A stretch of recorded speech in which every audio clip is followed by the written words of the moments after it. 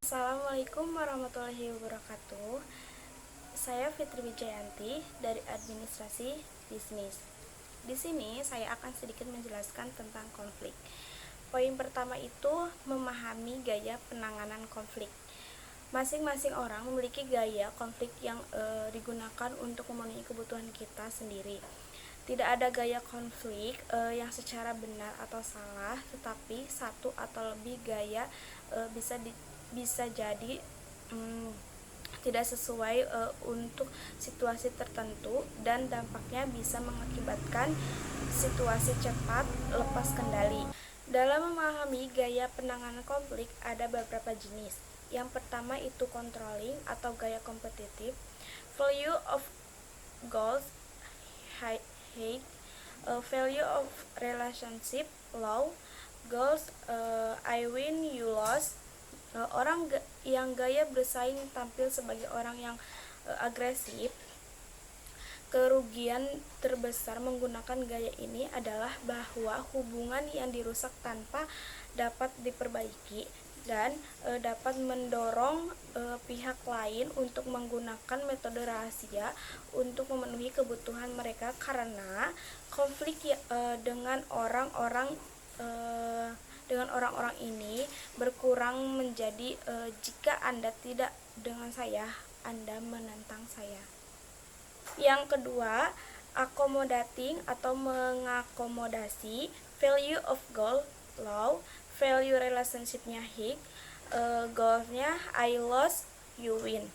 Dengan menampung, Anda mengesampingkan kebutuhan pribadi karena Anda ingin menyenangkan orang lain agar tetap damai, lebih mementingkan orang lain dibanding diri kita sendiri, atau bisa dibilang lebih mengutamakan orang lain. Tidak tegas.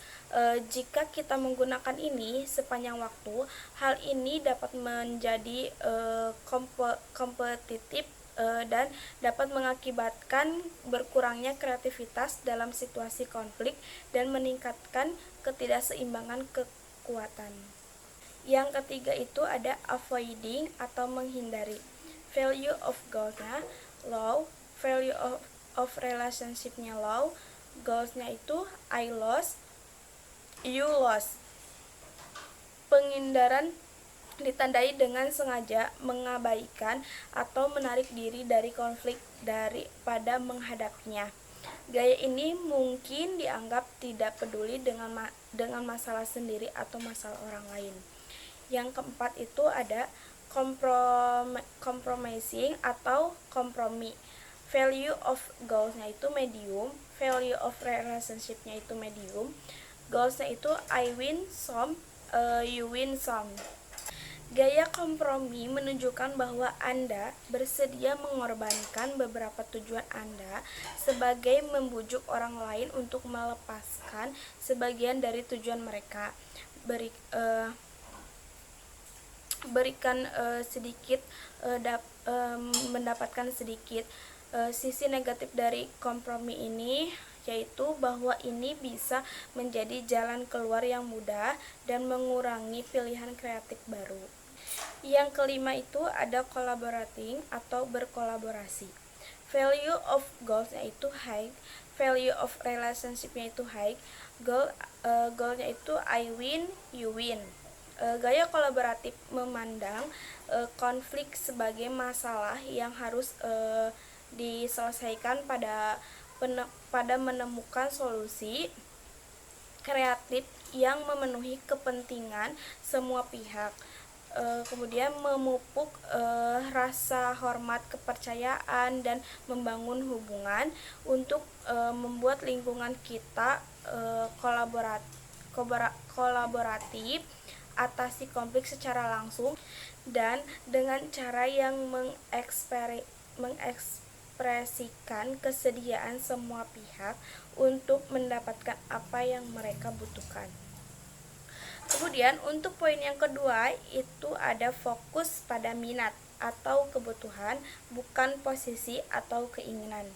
Posisi adalah solusi atau tuntutan yang telah ditentukan sebelumnya yang bisa digunakan orang gambarkan apa yang mereka inginkan, apa yang diinginkan orang tersebut pada masalah tertentu. I need to receive the report by Friday so I can have time to review and edit before the date next Wednesday. Remember that figuring out your interest is just as important as figuring out their interest. Kemudian yang ketiga itu ada poin yang ketiga, bagaimana mengidentifikasikan minat. Untuk mengidentifikasi minat orang lain, Anda perlu mengajukan pertanyaan untuk menentukan apa yang menurut orang tersebut benar-benar dia butuhkan. Ada pertanyaan tertutup dan pertanyaan terbuka. Contoh pertanyaan tertutup itu seperti, did you have a good relationship with your supervisor? Contoh pertanyaan terbuka itu ya, what do you think about? What could you tell me about? What do you want to do next? Tidak jarang kita atau orang lain memiliki banyak minat dan akan sangat membantu jika kita menuliskannya saat hal itu terjadi untuk membantu kita menyelesaikannya. Mungkin cukup sekian video dari saya. Wassalamualaikum warahmatullahi wabarakatuh.